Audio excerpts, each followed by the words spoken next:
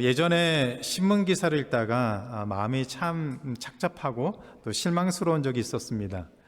어느 지역의 점쟁이가 그 지역에 있는 교회의 상황을 너무나도 자세하게 안다는 그런 기사였습니다. 점쟁이가 점을 쳐서 그 교회의 상황을 안 것이 아니라 그 교회에 다니는 사람들이 하도 많이 찾아오면서 교회에 대한 이야기, 또 자기 이야기를 하면서 나누다 보니까 그 교회 상황을 아주 깊이 있는, 또 몇 명밖에 모르는 이야기까지도 다 알고 있다는 그런 기사였습니다. 하나님은 우상을 섬기는 것을 싫어하신다고, 극도로 싫어하신다고 하는데, 이처럼 하나님을 믿는다고 하면서 교회 다니면서 점쟁이를 찾아다닌다면 그런 모습들을 보면 참 마음이 착잡하고 무거운 생각이 듭니다. 그리스도인으로서는 정말 해서는 안 될 그런 모습이다라고 생각이 들죠. 하나님은 우상을 섬기는 것, 그거를 정말 싫어하신다고 하셨습니다. 근데 우상을 섬기는 것이 이렇게 점쟁이를 찾아가거나 또 어떤 물건을 만들어서 거기다 절하는 것, 그렇게 눈에 보이는 것뿐만이 아닙니다. 눈에 보이지 않는 우상을 섬기는 것, 우상을 의지하는 것 역시 하나님이 싫어하시는 일입니다. 하나님은 십계명의 두 번째 계명을 통해서 하나님을 사랑하는 방법으로 우상을 만들지 말고 우상을 섬기지도 말라고 명령하셨습니다. 이 말씀을 통해서 우리가 하나님을 어떻게 사랑하며 살아야 하는지 두 가지 점에서 같이 한번 살펴보도록 하겠습니다. 하나님을 사랑하는 첫 번째 방법은 코람데오 신앙을 갖고 사는 것입니다. 코람데오 신앙을 갖고 살아야 합니다. 십계명의 제1계명은 하나님을 일편단심으로 사랑하며 섬겨야 된다라고 하는 명령이었습니다. 이어서 두 번째 계명은 우상의 형상을 만드는 것을 금지한 명령입니다. 우상의 모양으로 신상을 만들지 말라고 하셨습니다. 이건 역시 온 마음으로 하나님을 사랑하라고 하는 방법이고 명령이지요. 오늘 우리가 읽은 말씀 20장 4절과 5절 전반부에 보면은 이렇게 명령을 내렸습니다. 너를 위하여 새긴 우상, 신상을 만들지 말고 또 위로 하늘에 있는 것이나 아래로 땅에 있는 것이나 땅 아래 물속에 있는 것에 어떤 형상도 만들지 말며 그것들에게 절하지 말며 그것들을 섬기지 말라. 어떤 모양이라도 신의 형상, 신상을 만들지 말 것과 그렇게 만들어진 신상에게 절하거나 섬기지 말라. 그것이 십계명의 두 번째 계명입니다. 하나님만 온전히 섬겨라. 하나님을 일편단심으로 섬기라고 하는 그 명령을 지키는 것이 쉽지 않습니다. 지난주에 살펴본 것처럼 하나님만 온전히 섬기는 거 결코 쉽지 않습니다. 그런데 두 번째 계명 역시 절대로 쉬운 계명이 아닙니다. 사진에 보시면은 애굽 사람들이 섬겼던 그 신들이 좀 있는데 좀 작게 대해서 잘 보이진 않으실 것 같습니다. 그 형상에는 개구리도 있고 소도 있고 또 개도 있고 여러 종류의 동물들과 또 태양에 관련된 그런 신상을 만들었습니다. 고대인들은 자신들이 섬기는 신의 형상을 만들고 그 신상에게 절을 하고 신을 섬겼습니다. 사람들은 신의 형상을 섬긴 것은 아닙니다. 사람들이 이 신상에게 절을 했다고 해서 그 신상을 신처럼 섬긴 것은 아닙니다. 신상은 신이 머물고 있는 공간이고 신의 집 같은 그런 것으로 생각을 했습니다. 그렇다면 왜 사람들이 굳이 이 신상을 만들었을까요? 신상을 신처럼 섬긴 것이 아니라 신이 잠시 머물고 있는 공간이라고 생각하면서도 왜 신상을 만들었을까요? 고대인들은 신은 어느 곳에나 존재하는 무소부재의 신이라고 생각하지 않았습니다. 각각의 신은 자신이 다스리는 특정한 지역이 있고 공간이 있어서 그곳에 머물면서 그 지역에 영향력을 행사하는 그 지역을 관리하고 다스리는 그런 신이라고 생각을 했습니다. 그래서 하늘을 다스리는 하늘신, 땅을 주관하는 땅신, 바다를 다스리는 바다의 신, 가정의 수호신, 산을 다스리는 산신, 사막을 다스리는 사막신. 이처럼 신은 각각의 영역에서 그곳에 큰 영향을 끼치는 그런 역할, 또 그 역할이 그 신의 주된 임무라고 그렇게 생각하고 믿었습니다. 따라서 각각의 신들은 자신이 다스리는 신의 영역이 있기 때문에 그 영향력에는 한계가 있습니다. 산의 신은 산에 갈 때 필요하고, 바다로 나갈 때는 바다의 신이 필요하고, 사막에 갈 때는 사막 신이 필요하죠. 고대인들은 무소부재 어느 곳에나 존재하는 절대적인 신을 생각하지 못했기 때문에 여러 종류의 신을 섬겨야 그만큼 자신에게 유익한 것이 많다, 그만큼 더 많은 혜택을 신들로부터 받을 수 있다라고 생각을 했습니다. 그래서 공간에 제약이 있는 하나의 신보다는 다다익선이라고 그러죠. 더 많은 신을 섬겨야 더 많은 축복과 보호를 받을 수 있다라고 생각을 했습니다. 그러나 이처럼 많은 신들을 섬길 때 사람들에게는 고민이 있었습니다.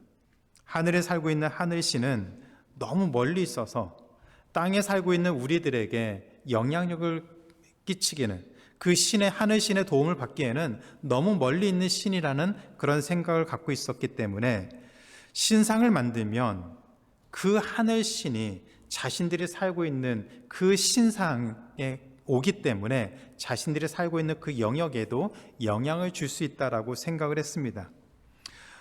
신상을 만들면 그 신이 그 신상, 자신의 집인, 다른 집인 그 신상에 들어와서 그 신상에 살고 있는 그 지역까지 영향력이 확대된다고 생각했기 때문에 신상을 만들었습니다.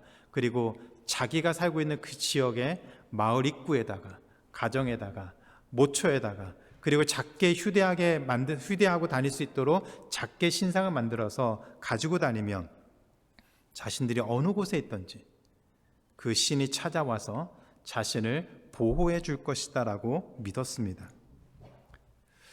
이런 모습이 애굽 사람들뿐만 아니라 고대 사람들에게는 너무나도 익숙하고 자연스러운 모습이었습니다. 이스라엘 백성들이 애굽에서 자그마치 400년을 살았으니 애굽 사람들처럼 여러 종류의 신을 섬기는 것은 너무나도 익숙하고 그리고 자연스러운 모습이었습니다. 출애굽기 32장에 보면 애굽의 다신론에 완전히 빠져 살던 그 이스라엘 백성들의 모습이 잘 드러납니다. 사진에 보시면은 모세가 시내산 저 꼭대기 위에 올라가서 하나님으로부터 십계명을 받고 있을 때에 사람들은 저 산 밑에 저 광야에 진을 치고 살았습니다. 그리고 저 사람이 서 있는 그곳이 금송아지를 만든 그 제단으로 추측되는 곳인데, 백성들은 산에 올라간 모세가 오랫동안 내려오지 않아서 불안하고 두려운 마음이 들었습니다. 왜냐하면 자신들을 지금까지 인도하신 하나님이 저 산 꼭대기에서 모세와 만나고 있으니 산 밑에 있는 자신들은 어떤 신도 자신들을 보호하지 않고 있다라고 하는 그런 생각을 가졌던 것이죠. 그래서 산 위에서 하나님을 만나고 있는 모세를 만나고 있는 그 하나님을 땅 밑에 내려오게 만드는 방법은 신상을 만들어서, 그 신상을 만들어서 자신들이 섬기면 산 위에 있는 하나님이 그 신상에 내려올 것이다라고 생각했습니다. 그래서 아론을 협박해서 아론에게 강권을 해서 자신들을 우리들이 애굽에서 인도해 내신 하나님을 위한 신상을 만들라고 요청을 했습니다. 그래서 만든 것이 금송아지였습니다. 그 금송아지를 향해서 이스라엘 백성들이 뭐라고 부릅니까? 자신들을 애굽에서 인도해 내신 하나님. 저 멀리 산 꼭대기에서 지금 모세를 만나고 계신 그 하나님이 이 금송아지에게 와서 자신들을 보호해 줄 것을 기대했습니다. 그래서 그 앞에 제사를 드리고 춤을 추면서 기뻐했던 것이죠. 하나님이 그들에게 행해 주신, 베풀어 주신 그 대단한 기적을 경험하고도 금송아지를 만든다고 하는 그 모습이 실망스럽게 보일 수 있습니다. 애굽 사람들이 정말 찌질하고 정말 하나님을 저렇게밖에 믿지 못할까라고 하는 그런 생각이 들 수도 있습니다. 그런데 그렇게 단순한 문제가 아닙니다. 이스라엘 백성들은 400년이라는 시간 동안 그들의 생각 속에는 하나님은 절대적인 주권적인 하나님이 아니라 많은 신들 중에 조금 더 강하고 능력 있는 신이었습니다. 그런데 당장 눈앞에 보이지 않는 그 하나님을 자신들의 눈앞으로 모시고 오기 위해서는 금송아지 신상을 만들 수밖에 없었던 것이죠. 그런데 하나님은 어떤 분이십니까? 고대 근동의 다른 여러 종류의 우상들과는 달리 신상 같은 그런 만들어진 모습들, 우상들이 필요하지 않는 그런 분이시죠. 언제 어디서나 항상 함께 하실 수 있는 무소부재의 절대적인 하나님, 바로 그 하나님이 우리가 믿는 하나님이십니다. 애굽이나 가나안 땅이나 광야나 어떤 지역에서만 한정되어서 그곳에서만 영향력을 행사할 수 있는 그런 가짜 신이 아니라 온 우주 만물을 다스리시고 지금도 친히 살아서 통치하시는 그분, 바로 살아계신 하나님, 절대적인 하나님, 무소부재의 하나님이십니다. 아직 이 사실을 모르고 있었던 이스라엘 백성들은 그 이스라엘 백성들에게 하나님은 두 번째 계명을 주시면서 어떤 종류의 신상도 만들지 말라고, 그리고 섬기지도 말라고 명령하셨습니다. 왜냐하면 하나님이 살아계신 유일한 절대적인 무소부재의 하나님이시기 때문이었습니다. 감사하게도 우리는 성경을 통해서 이미 이 사실을 잘 알고 있습니다. 듣고 있습니다. 하나님은 어느 곳에나 어디에서나 우리와 함께 하시기 때문에 그 하나님의 임재를 누리고 하나님이 함께 하신 것을 경험하고 확인하기 위해서 신상 같은 것을 만들 필요가 전혀 없습니다. 쉽지 않은 인생을 살아가면서 하나님이 늘 항상 우리와 함께 한다는 이 사실은 우리에게 큰 위로와 격려가 됩니다. 다른 사람들은 신을 자신이 있는 곳으로 초대를 해야만 그 신이 함께 한다라고, 그래서 신상을 만들어야만 신이 함께 한다라고 그렇게 믿고 살 수는 있겠지만 하나님을 믿는 자녀들에게는 굳이 신상을 만들 필요가 없습니다. 하나님이 우리와 함께하기 때문입니다. 하지만 십계명의 이 계명, 두 번째 계명은 오늘 우리에게도 새로운 도전을 줄 수가 있습니다. 하나님이 언제 어디서나 어떤 상황 속에서도 우리와 함께한다는 그 사실을 우리가 매일매일 삶 속에서 확신하고 누리고 고백하고 살고 있는지 우리 모습을 한번 돌아볼 필요가 있습니다. 힘든 일을 만나면 제일 먼저 드는 생각이 어떤 것입니까?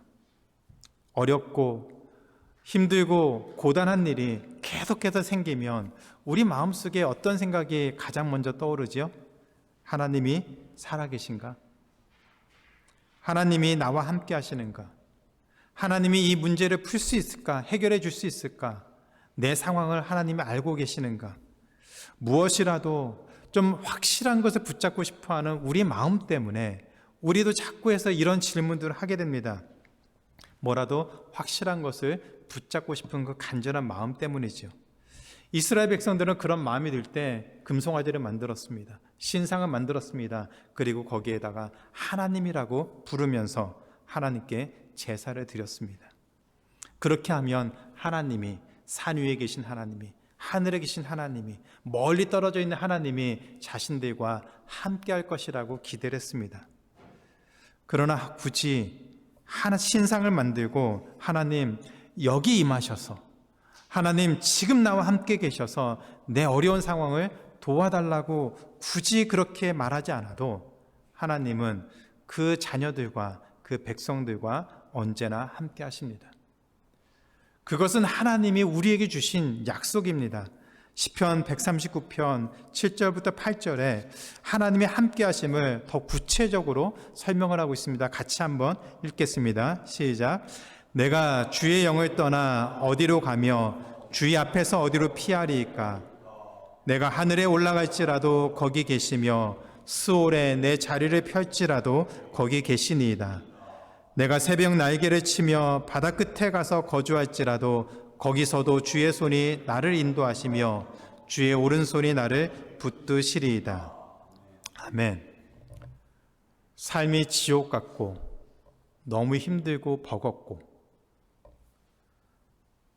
도망치고 싶은 그 마음밖에 없는 그 상황에서도, 그래서 시편 기자가 바다 끝에 가서 정말 아무도 없고 아무도 자신을 더 이상 괴롭히지 않을 것이라고 생각해서 그 끝에 도망가서 숨어있는 그곳에서도 하나님은 그곳까지 우리를 찾아오신다고, 그리고 그 오른손으로 우리를 지키시고 보호하신다고 약속하셨습니다.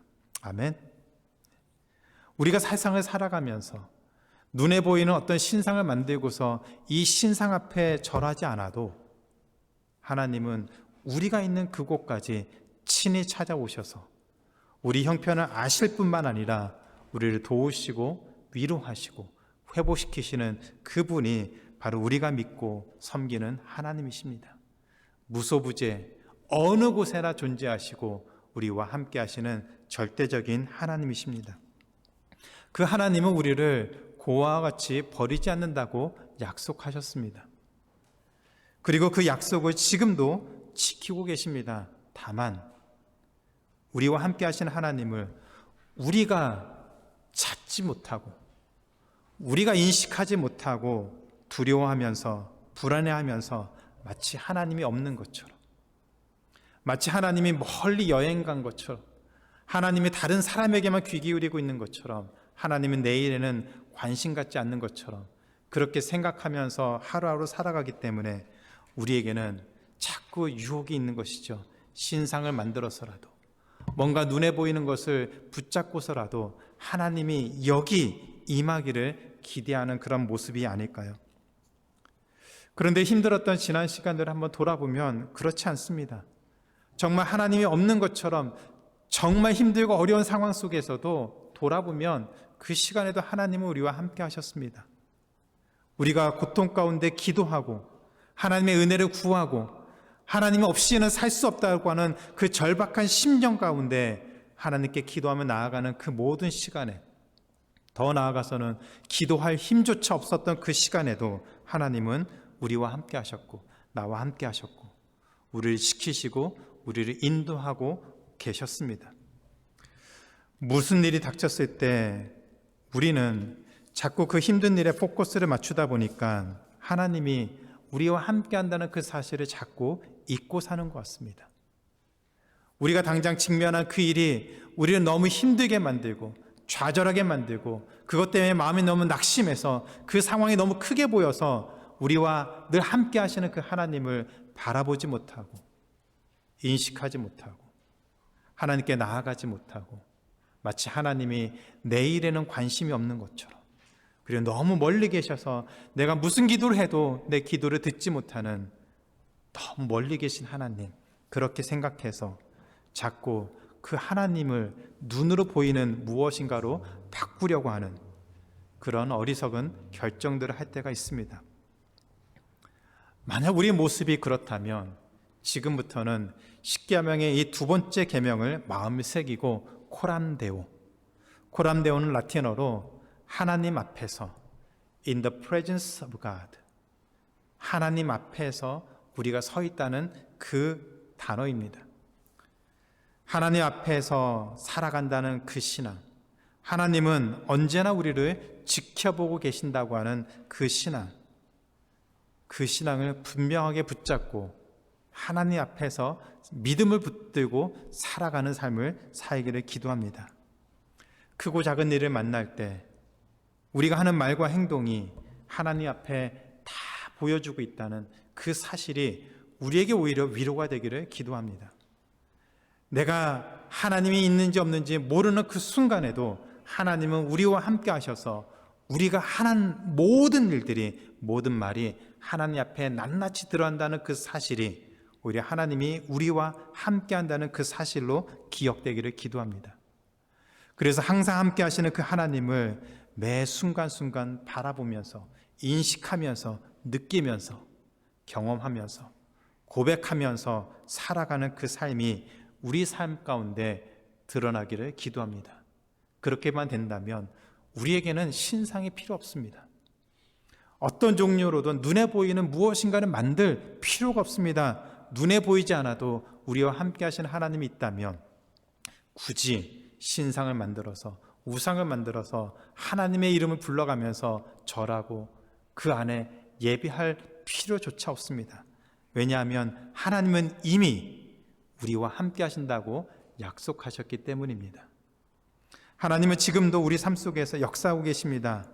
항상 하나님 앞에 살고 있다는 이 믿음의 고백, 코람데오 신앙을 붙들고 주어진 삶 속에서 믿음으로 결단하고 한 걸음 한 걸음 나아갈 때 하나님이 우리와 함께 하시고 그 하나님으로 말미암아 우리 삶이 또 은혜가 넘치는 그런 복된 삶이 되기를 주님의 이름으로 축원하고 기도합니다.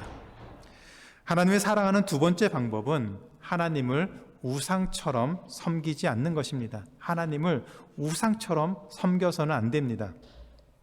십계명의 두 번째 계명은 우리가 좀 더 중요하게 생각할 것이 있습니다. 하나님은 하늘과 땅과 바다 아래 어떤 것이라도 신상을 만들지 말라고 명령하셨습니다. 이 명령은 단순하게 신들의 형상, 다른 온갖 종류의 신들의 형상을 만들지 말라는 그 의미뿐만 아니라 하나님을 위한 신상조차 만들지 말라는 뜻이 포함되어 있습니다. 존재하지도 않는 우상들을 신상을 만들어서 존재하는 것처럼 그렇게 섬기지 말라는 명령뿐만 아니라 살아계신 하나님을 위한 신상조차 만들지 말라는 명령입니다. 앞에 살펴본 것처럼 출애굽기 32장에서 이스라엘 백성들은 금송아지를 만들고 이 금송아지에게 절하면서 이 송아지 안에 들어와 있는 그 신이 우리를 애굽에서 인도해내신 하나님이다라고 말했습니다. 그리고 그 앞에 제사를 드렸습니다. 잘 생각해 보면 이스라엘 백성은 하나님을 버리지 않았습니다. 이스라엘 백성은 하나님을 섬기지 않은 것이 아니라 그들 나름대로는 하나님을 섬긴다고 했습니다. 금송아지를 놓고 하나님이다라고 이름을 불러가며 그 앞에 제사 드렸습니다. 그러나 하나님을 다른 많은 신들 중에 하나의 신으로 생각하는 그 이스라엘 백성들을 심판하셨습니다. 잘 기억해야 됩니다. 이스라엘 백성들은 하나님을 섬겼습니다. 우상처럼 섬겼습니다. 많은 신들 중에 하나의 신처럼 절대적인 하나님 한 분만을 섬긴 것이 아니라 많은 신들을 섬기는 것처럼 우상을 섬기듯이 하나님을 그렇게 섬겼습니다. 그런 이스라엘 백성들을 하나님은 심판하셨습니다.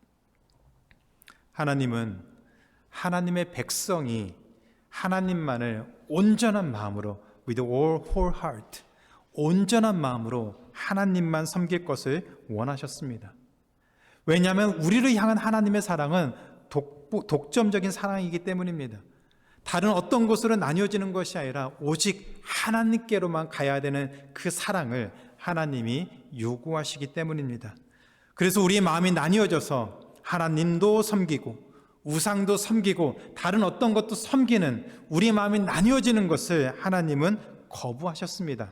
거부하신 것이 뿐만 아니라 하나님은 그런 행위를 우리 마음이 나뉘어져서 하나님도 섬기고 다른 우상도 섬기는 것을 하나님은 나를 미워하는 것이라고 말씀하셨습니다. 우리는 그렇게 말하지 않죠. 우리는 하나님을 믿습니다. 하나님을 섬깁니다. 그리고 동시에 다른 것도 섬길 뿐입니다. 여전히 우리는 하나님을 믿고 있고 여전히 우리는 하나님을 섬깁니다. 하나님을 믿습니다라고 말하면서 다른 것도 섬긴다고 말하는데 하나님은 그런 우리의 항변을 변명을 하나님은 나를 미워하는 것이라고 대답하셨습니다. 이것은 인간관계에서도 쉽게 이해할 수 있습니다. 한 남자가 한 여자를 사랑한다고 말하면서 동시에 다른 여자도 사랑한다고 말한다면 상대방의 그 이야기를 있는 그대로 받아들일까요? 나는 너도 사랑하고 다른 사람도 사랑해. 그렇게 말한다면 상대방이 그래 나를 사랑하니까 좋아 이렇게 반응합니까?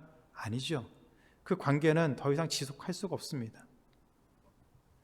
우리가 하나님을 섬기면서 동시에 다른 것에 마음을 둔다고 하는 것은 이처럼 하나님을 거부하는 것과 똑같습니다. 하나님은 그런 행위 자체를 미워하신다고까지 표현했습니다.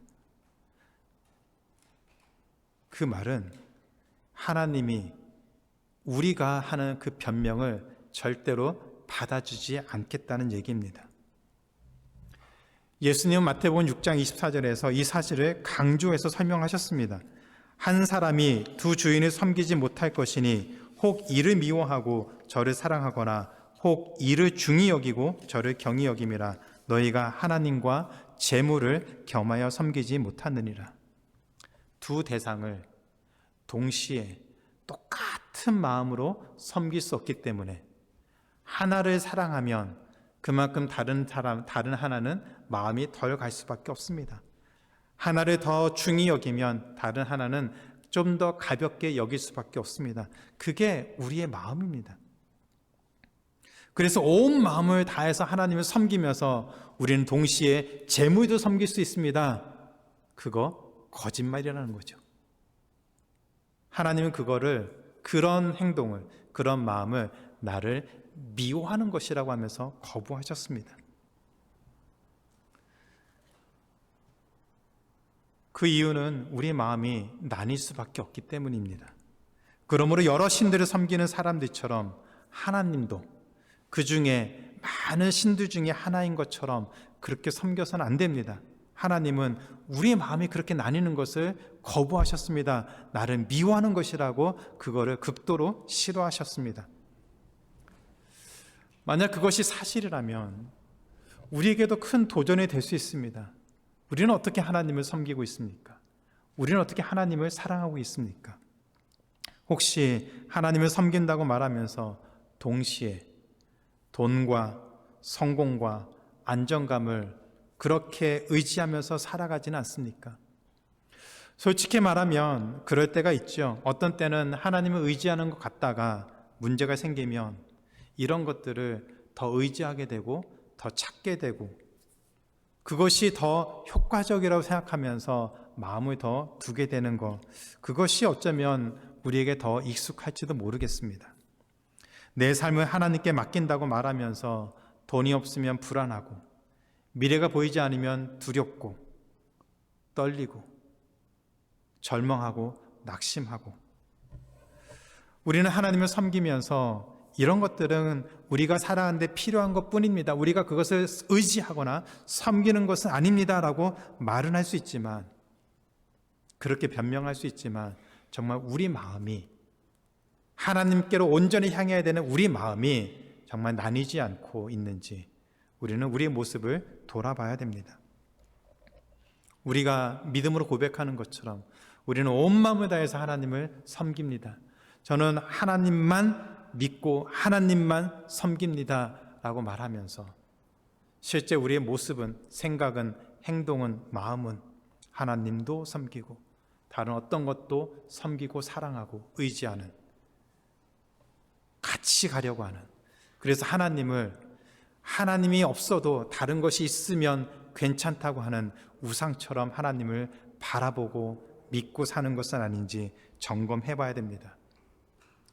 하나님께로 향해야 되는 그 마음을 나누게 하는 것이 있다면 그것을 우상이라고 하셨습니다. 하나님께로 온전히 향해야 되는 그 마음을 어떤 것이라도 나뉘게 하는 것이 있다면 그것은 우상입니다.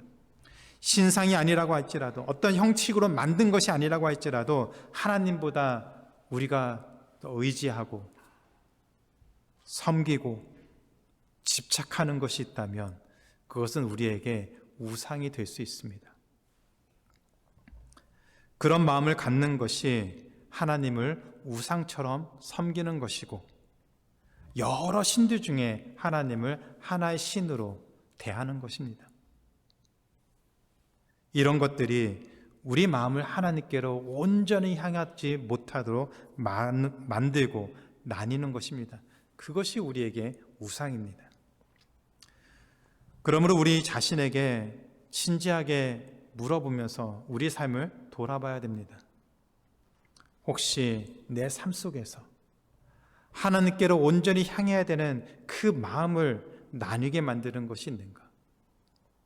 하나님만 믿고 섬긴다고 말은 하는데 문제가 생길 때는 하나님보다 더 의지하고 더 믿고 더 찾는 것이 있는가? 우리 딴에는 하나님도 섬기고 이것도 필요하기 때문에 같이 붙들고 있으면 더 안전하고 좀 더 안전해서 내 삶이 그래도 보호받는다라고 생각하는 그 모든 것들이 어쩌면 하나님을 다른 우상을 섬기는 것처럼 섬기는 그런 모습이 아닌가 돌아봐야 됩니다. 하나님이 원하시는 것, 하나님이 우리를 통해서 기대하시는 것, 보기를 원하시는 것은 나뉘는 마음이 아닙니다. 하나님께로 온전히 향하는 whole heart, 온 마음으로 하나님을 사랑하고 섬기는 것입니다.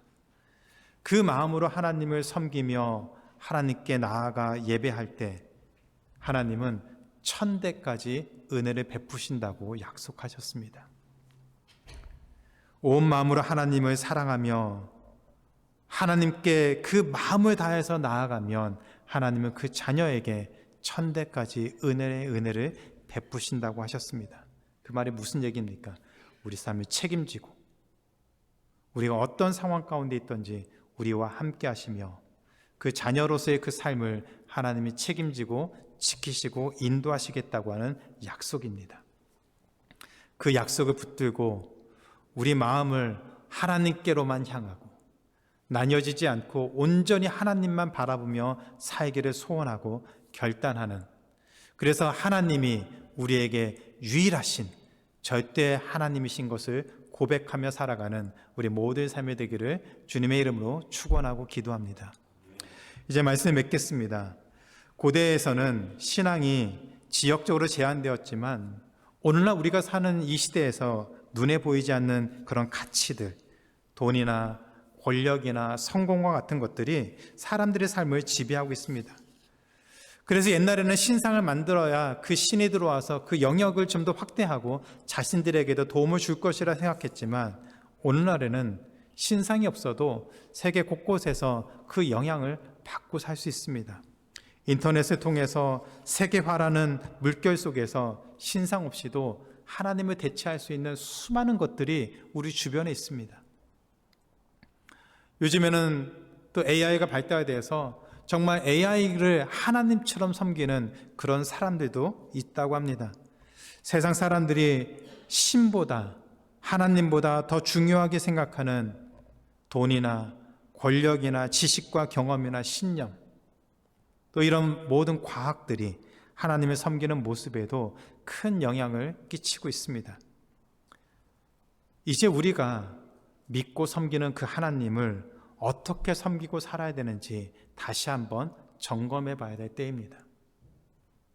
지금까지 우리의 모습을 돌아보면서 우리가 온 마음을 다해 하나님을 섬겼는지, 하나님 앞에 매 순간순간 살고 있다는 그 생각을 갖고 살고 있는지, 하나님을 다른 많은 신들 중에 하나인 것처럼 하나님도 좋고 돈도 좋고 권력도 좋고 사람들과의 관계도 좋고 모든 것 중에 하나인 것처럼 그렇게 생각하며 하나님을 믿는다고 말한 것은 아닌지 돌아봐야 될 때입니다. 종교개혁자들은 코람데오, 우리 인생은 하나님 앞에 살아가는 인생입니다, 그 고백을 굉장히 중요하게 생각했습니다. 우리가 하는 모든 말과 행동과 심지어는 생각까지도 하나님 앞에 낱낱이 다 드러난다는 그 고백을 하며 살았습니다. 그 말은 하나님이 우리와 함께 한다는 사실입니다. 우리가 어느 곳에 있든지 어떤 상황이든지 하나님은 우리와 함께 하십니다. 눈에 보이지 않는다고 없는 것이 아니라 어느 곳에 있든지 우리는 하나님 앞에 서 있습니다. 하나님은 우리와 함께 하십니다. 이 사실을 믿고 매 순간 하나님과 동행하며 그 하나님 주시는 은혜를 누리며 경험하며 고백하며 살아가는 우리 모든 인생이 되기를 주님의 이름으로 축원하고 기도합니다.